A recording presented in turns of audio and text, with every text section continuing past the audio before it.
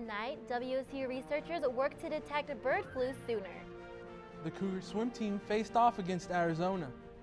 And we update you on the natural disasters happening around the world. Murrow News 8 starts right now.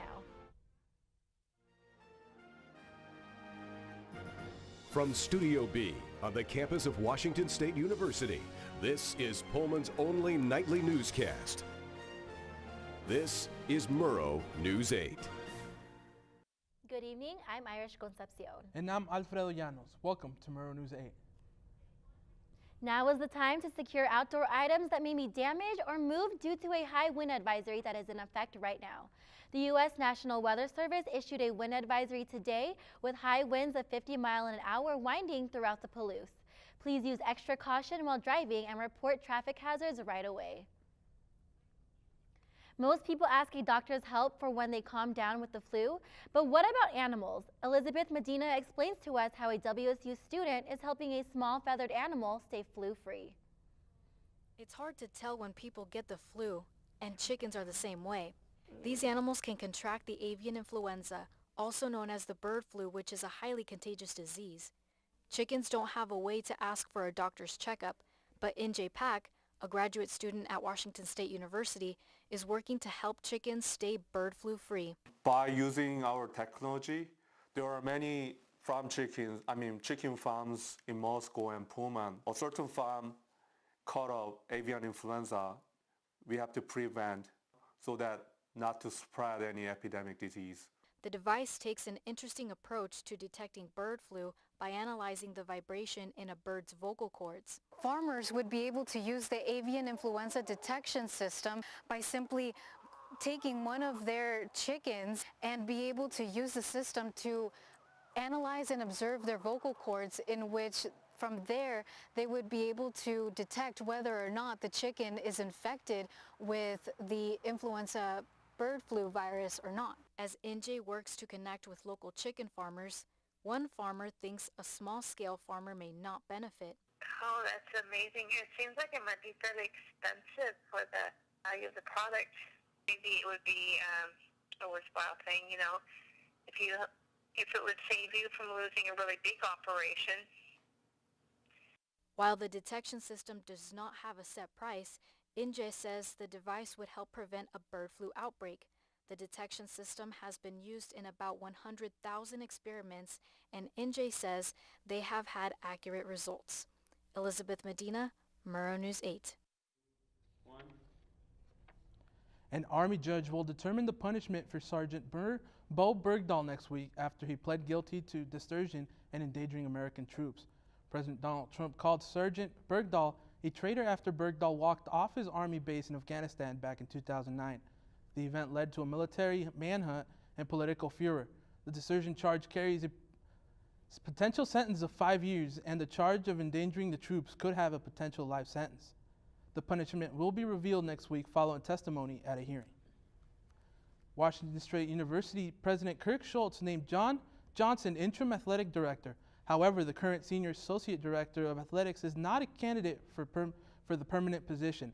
The decision came after former athletic director Bill Moose accepted a 5-year contract with $1 million annually plus incentives with the Nebraska Cornhuskers. Washington State University swimmers aren't letting their most recent loss sink their hopes for the season. I joined swimming fans at Gibb Pool and watched as the Cougs face a top 25 team. The women of the 4x100-yard freestyle relay took courageous leaps off the starting blocks in hopes to beat their opponents from the University of Arizona. Overall, the Washington State Cougars ended up losing to the Arizona Wildcats by 60 points. But the defeat did not take away all the spirit fans had for the Cougs. I'm so happy that all these fans get 10 o'clock in the morning in Pullman. Are you kidding me? They're still waking up, and we had them here. It is such a tribute to our team that people want to get up and see the Cougars swimming. The score was 101 to 161. We've been training really hard, so that definitely gives us a push into the next meet too. Washington State University's women's swim team will be competing here again next week for the Cougar Alumni Exhibition swim meet. Despite the loss, the Cougs took first in 1 relay and 5 individual events. I mean, it's always good to start off with a win. Hannah Brugman, who placed third overall, won the 50-yard freestyle by 9/10 of a second, and she wasn't intimidated by the University of Arizona swimmers. I mean, getting that first win in the 50 free, this team is an amazing team. They have fast sprinters, so being able to get that under my belt was huge. Emily Cook took first place in the 100-yard backstroke, and Jasmine Marquez won first place for the 200-yard butterfly, setting a personal record. Clotilde Pesu and Mackenzie Duarte helped their team score points in the 200-yard breaststroke by placing first and second. The Cougar Alumni Exhibition is happening this Saturday at Gibb Pool. Irish Concepcion, Murrow News 8. When we come back, Somalia is still recovering bodies after a devastating bomb explosion over the weekend.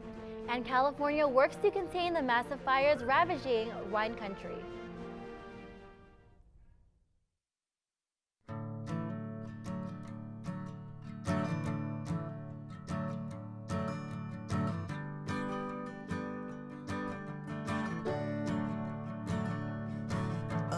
Listen now, can you hear the bluebirds?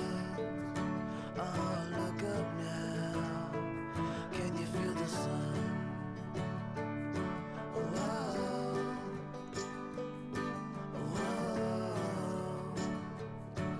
whoa.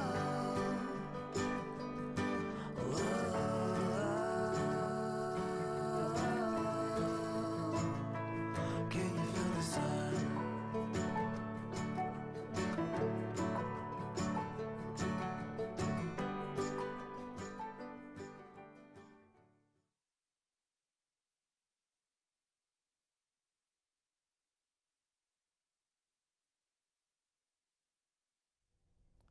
Over 300 people are confirmed dead after a double car bombing in Mogadishu, Somalia over the weekend. The death toll continues to rise as bodies are recovered from the rubble and some succumb to their wounds. More than 30 people injured in the blast were airlifted to Turkey by military air ambulance. The White House released a statement saying that terrorist organizations responsible are the enemies of civilized people. The statement said U.S. citizens were among the victims. A federal judge in Hawaii ordered a nationwide freeze on President Donald Trump's third travel ban attempt. The ban is an attempt to block travelers from several nations, most of them Muslim, from entering the United States. The judge's orders will prevent the Trump administration from stopping almost all the travelers coming into the United States from most of the countries named in the ban. It's been nearly a month since Hurricane Maria hit Puerto Rico, and the island is still in dire conditions. The hurricane knocked out the energy grid, leaving nearly 3 million Puerto Ricans without power. As of Sunday, 85% of the island is still without electricity.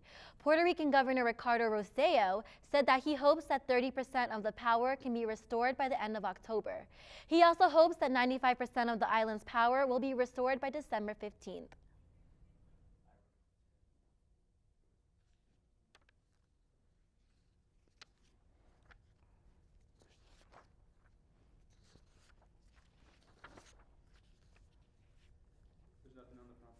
Officials continue to search for dozens of missing people while firefighters continue to gain additional ground on the deadly blazes. More than 210,000 acres have been burned and at least 41 people have been killed as of this morning. The 4 largest fires in California are more than 50% contained. New blazes did, however, break out in other parts of the state. Firefighters raced to just northeast of LA to protect the Mount Wilson Observatory from a growing brush fire. The observatory opened in 1917 and houses the most advanced telescopes of the first half of the 20th century. The wind is picking up here around the Palouse. Austin Getz will join us after the break for your forecast. And we look at how climate change is affecting wildlife.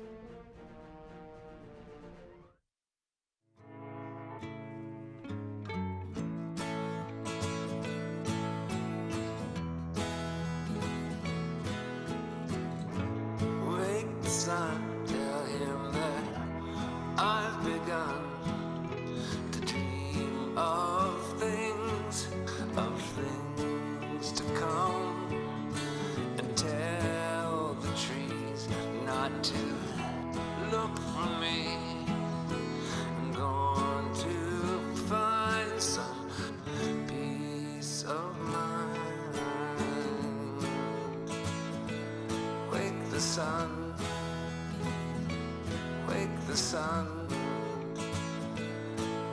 sun, wake the sun.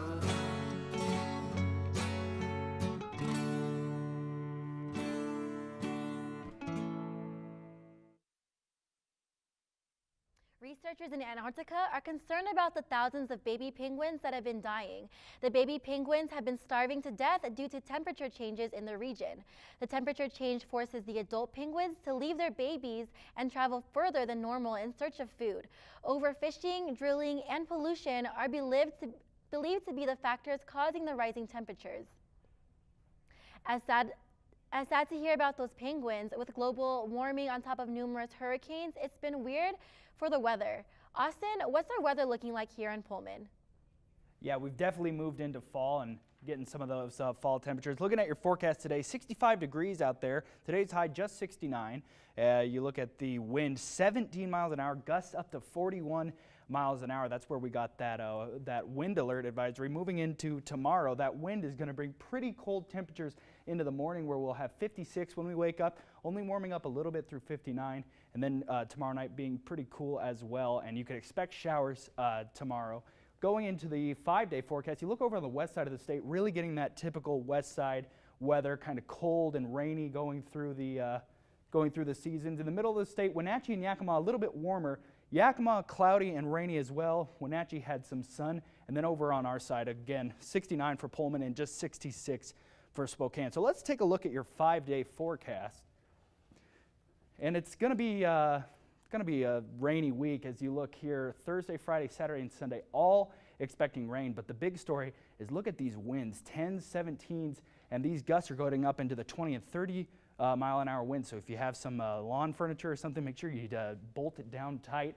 Next Monday is when we'll finally see an end of this stretch of rain and getting into a bit warmer temperatures. But as you look at Saturday, 49, rainy and windy. Not going to be a great day for Cougar football. So if you're going to that game, make sure you bundle up and make sure you get out of that wind if you can. So that's a look at your 5-day forecast. Now we'll send it back to Irish and Freddie at the desk.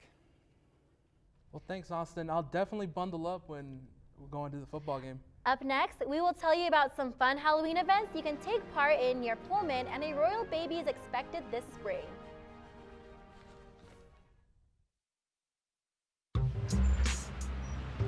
I'm one unlucky guy. The chance of being involved in a robbery is 1 in 757. The chances of being struck by lightning, 1 in 750,000. Please fasten your seatbelts for unexpected turbulence. The chances of being a victim in an airline crash, 1 in 29 million. Hey, could I get some peanuts?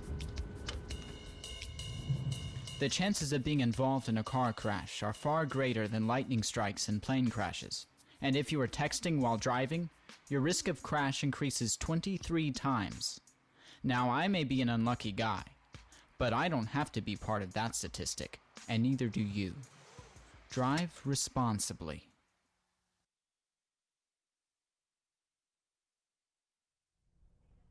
The Duchess of Cambridge is expecting baby number 3 this April.